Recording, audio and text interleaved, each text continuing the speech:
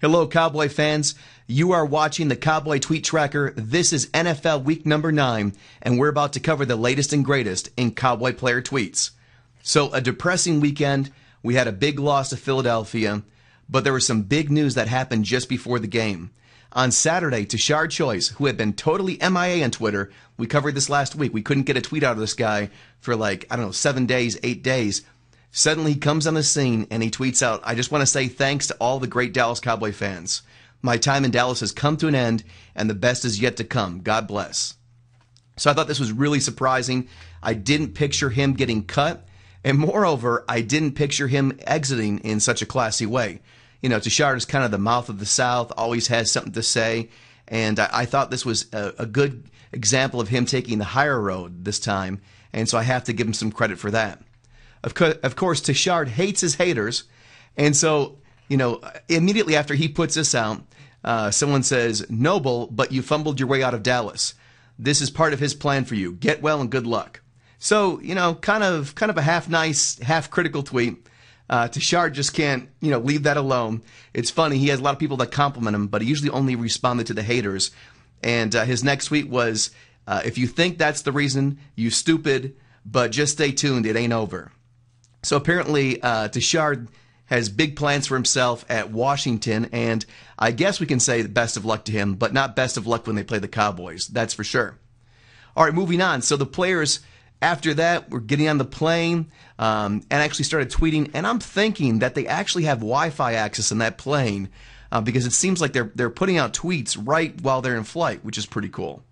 So the tweet here from Des Bryant says, "Me and my boy KO for Prez," and that is Kevin Ogletree, his fellow wide receiver, on the plane about to take off.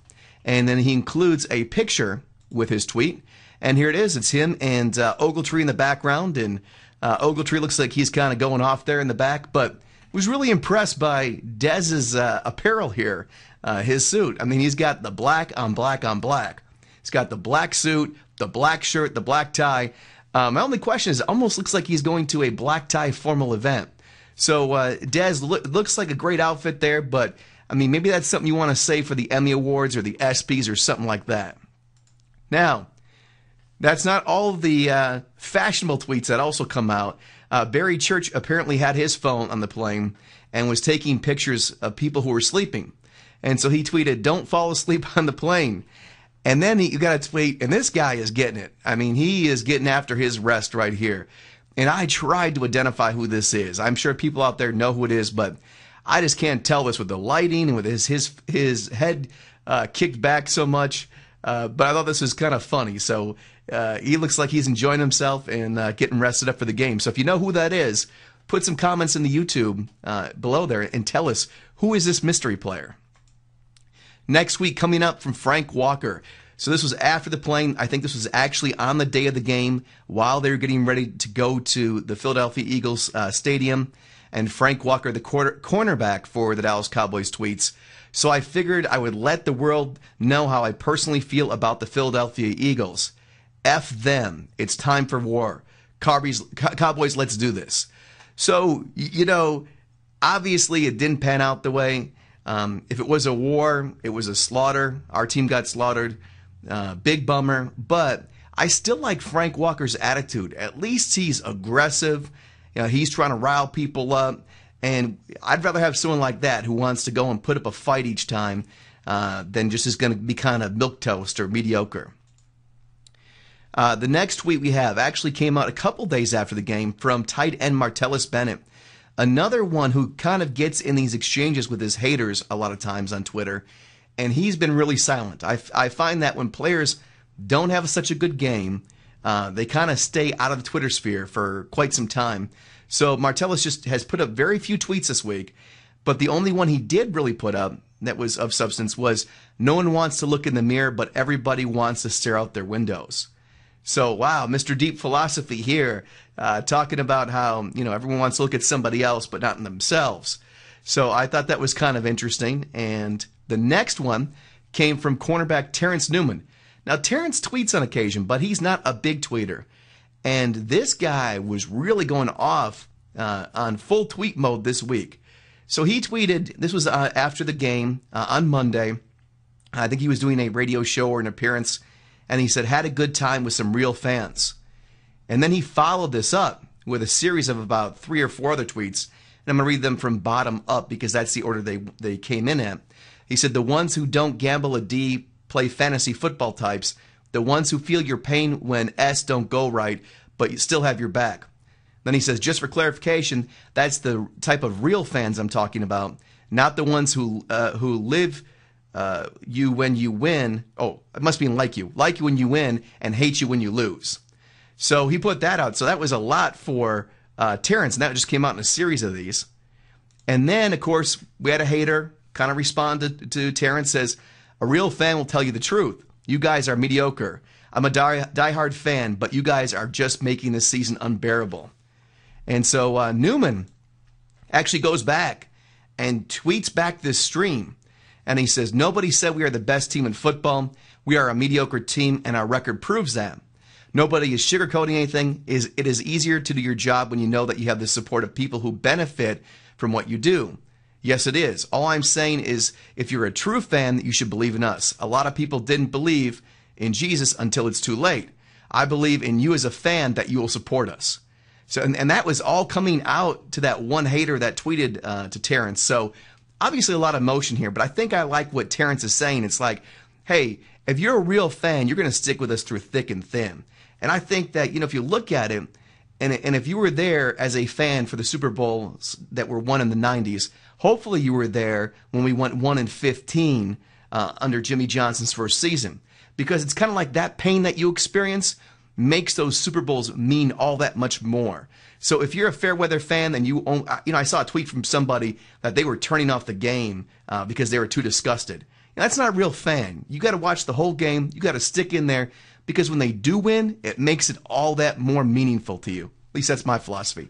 So I really agree with Terrence in that one. Next week, kind of moving into some lighter content, a tweet from fullback Tony Fiametta. Been a great player. Really opening up some holes for DeMarcus. And he tweeted that Jerry Jones said he's comparing the fullback to Moose Johnston. And I thought that was a big compliment. And I was looking at this and kind of really starting to follow Tony's Twitter stream. But then I looked at one thing and I clicked on his profile pic because I wasn't sure what I was seeing. And sure enough, this man has his Twitter account. He's twittering about things happening with the Cowboys. But yet his profile pic is with him in a Panthers uniform.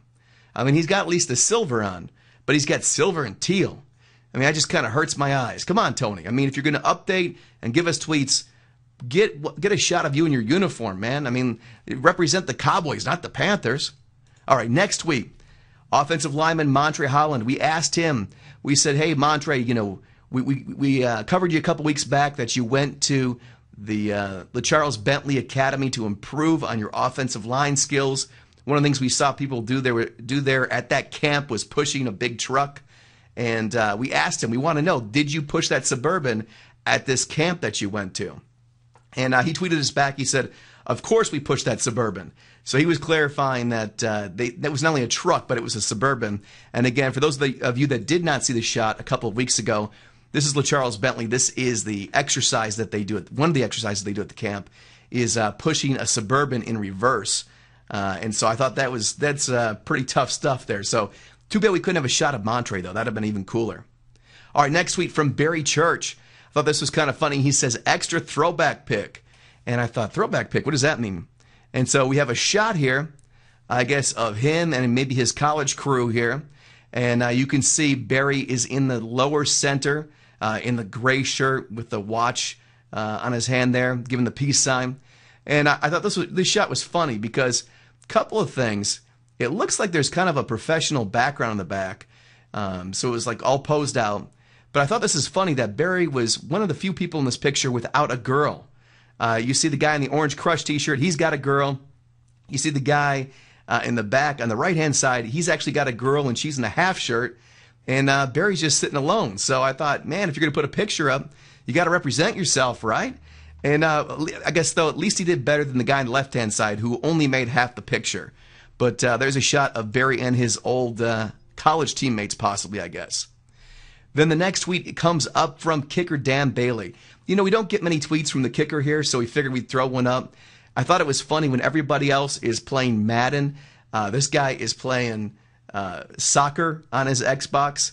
And so he tweets about that. And then his next tweet came out. He said, about to check out a screening of Rise and Shine, the Jay Demerit story. Should be a great film. And of course, that's all about a soccer player. So apparently Dan is a big soccer fan. And I just think it's funny that he's so hyped into that while everyone else is playing Madden and talking football all the time. And last tweet here.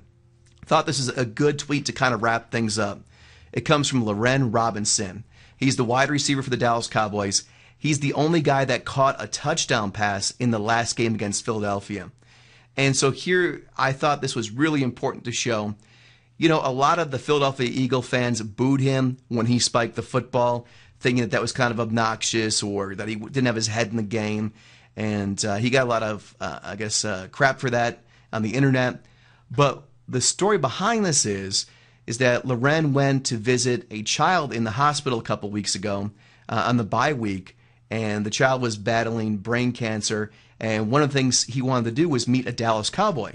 So Loren stepped up to the plate, and he went to visit the kid in the hospital, and the kid said that if Loren could score a touchdown, could he please spike it for him?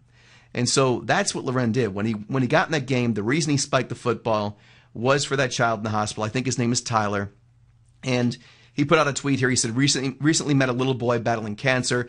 His wish was for me to spike the ball when I got a TD. That was for you, Tyler. So I think that's pretty cool. You know, we all get upset about the games. We get upset about the losses. Are we going to make the playoffs? You know, but at the end of the day, there's real people out there with real problems. And there's some really good things happening with the Dallas Cowboys that they do off the field. And so this is just one of the examples. So hopefully you can get psyched up. I think we're going to have a good week. We got Seattle coming up. And stay tuned because we're anxious to give you the latest and greatest for next week, NFL Week 10, which will be released next Friday. Until then, keep watching, keep tweeting, and keep viewing the Cowboy Tweet Tracker. Thanks.